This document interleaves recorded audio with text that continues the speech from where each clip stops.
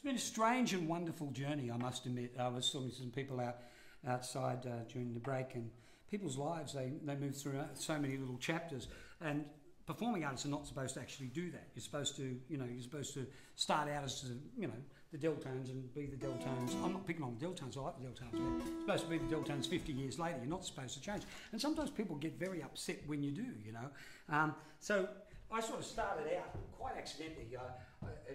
Stop me if I've told you any of this stuff before, but I went along to see a friend, a bloke play by the name of Paul Kelly, before Paul Kelly was Paul Kelly. I was an infant school teacher. I was an infant school teacher till I eventually worked out that playing for infant school and playing to drunks in pubs were a very similar set of occupations. But it happened for me accidentally. I'd come out of the folk bands that I used to play with my brothers quite naturally into the draft resistance movement, sentenced for a couple of years, but before 6 weeks, in fact, before the government swept power, and my sentence was quashed.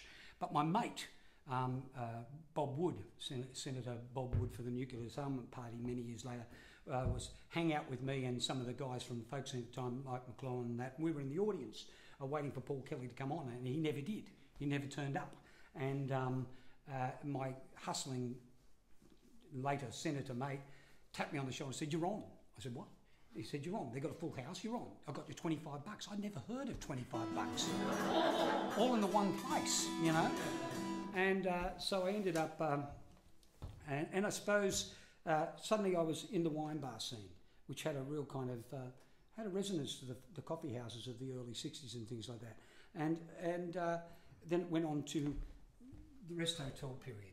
And in the Rest Hotel period, I ended up with these huge crowds that used to come to me around the North Sydney area, and they'd learn whole sections to songs. And we'll probably try and get you to do a couple of these things. And they had whole choreography patterns worked out. I could leave the stage. In fact, one night I got told by a policeman that I had to stop the crowd, I had to stop making all the noise. And so I said, all right. So I walked up on the stage and started a song, and then I left. And the crowd just kept going. They did it 20 minutes there. We've been doing this so often. So the Rest Hotel became home for me for 11 and a half years on a Friday night. And it was a funny time to be in music, because independents were taking over from the rooms that were run by the agents in the clubs and things like that. We'd just go down to the local pub and we'd build up. And it's where that whole kind of Australian rock thing that happened around that time came from. And and it's it became very tribal. I'll play a couple of the songs that came from that era, if I can remember them. You've got to remember that I hate quoting Homer Simpson, but where he says to Marge, "It's no use, Marge, every time I learn something new, it pushes something old out of my head." Remember the time I did the winemaking course and I forgot how to drive? That's the problem. You put 400 songs in your head, it does push out the early stuff. But anyway, we'll start you simply. This was a song I wrote for the way I used to go to the Rest Hotel was up the back way around through, River Road and all that area around Lane Cove. And there was this radar trap that used to sit there. I don't know if you've ever noticed the correlation between really steep hills and radar traps. And I made significant contributions to the state's budget. So we ended up. But I've got to say, all the guys from the radar patrol used to come to the gigs. And this, whenever I say the words 80 degrees, you get to clap your hands twice. 80 degrees! And at the end of every chorus, I get to say, "Where's that?" And you get to scream out, "Up on Northwood Hill." Where's that? Up on Northwood Hill. And if I get lost, somebody from the Rest Hotel days will have to remind me how this goes. Well, Officer McDermott said the constable breathe. I really hung one on last night on New Year's Eve. And I'm looking for an easy evening, if you know what I mean. We had a bashing and a stabbing and someone bombed the TAB. Well, now Constable Greaves said to his partner, "Listen, Bill, I feel the same as you, but we got quotas to fill. So let's take the radar set up and set it up on Northwood Hill. 'Cause you can always catch some sucker as they come down off the Northwood Hill." I'll tell you why. You see, the Northwood Hill is 1,200 metres and comes down a slope of 80 degrees. Yeah, in time. rhythm. That's what makes us white. Try again.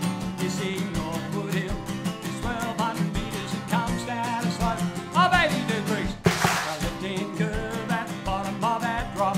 Come off the corner, you got no way of stopping them still. Where's that? Up on Northwood Hill. Right. So they pulled down River Road and they parked the car. They set up their banana chairs on the radar. They was eating fish and chips and they were pulling over every second car. Looking shocked and surprised and saying, driver, why are you going so fast? They was sitting sipping cider underneath the stars and their digital display was clicking 8 to the bar. They got 3607s and they got a couple of DUIs. And they also got one bloke who wound the window down and oinked at them as he went by. You see that Northwood Hill is at 1,200 metres, it comes down a slope of 80 degrees. A left-hand curve at the bottom of that drop. Come up the corner, there's no way of stopping them still. Where's that? Northwood Hill. I feel you're right behind me. I just had a Kevin Rudd moment. Right. Come on, where's that? 2, 3, 4, go! Northwood Hill. Right. Now I've got to introduce the hero of this story, the great Australian amateur mechanic. He's the bloke that's always tearing his car apart and putting it back together. And every time he does it, there's always 30 or 40 pieces left over, which would worry most people, not this bloke. He figures if he does this enough times, he's going to have enough parts to build a second car. He's now at the top of the hill. Well now, Macca McCoy was proud of his flair for tinkering with trucks and making motor repairs. He had a 64 Holden, folks. I think you know what I mean, it was just holding together. But his friends all knew him as a rattle and a flash of green. Now as he came down the approach that night, his muffler was dragging. There was a smoking oil belching from the bottom of his wagon. The tablet covers roaring, there was something in the chassis, had the shakes. But Macca wasn't worried much, till halfway down the hill he lost his brakes. Well, I tell you, Macca and a tyre screamed as Macca hit the lights. The motor sounded healthy for the first time in its life. And Macca whispered, Macca boy, Macca, don't you lose your nerve. 'Cause you can come through this alive if you can somehow survive that curve. And so, he came around that corner at 109. He didn't even see the police car with the flashing blue light. And Joey said to Bill, shit, Bill, we got a beauty this time. Two cops jumped on the road, they had this sign with something on it. That was all that Macca saw as they went under the bonnet out of sight. Up there on the hill that night, you see that Northwood Hill, it's 1,200 metres, it comes down a slope of 80 degrees. A left-hand curve at the bottom of that drop. Come up the corner, there's no way of stopping them still. Where's that? Northwood Hill. Ah, the epilogue. Well now, Macca's car stopped rolling up on Gladesville Bridge. But Macca disappeared and it's just as well he did. The commissioner said it was a tragedy. The police were killed. Never said a word. Then again, look on the bright side of things, folks. After all, I haven't seen a radar trap for quite some time on Northwood Hill. Whoa!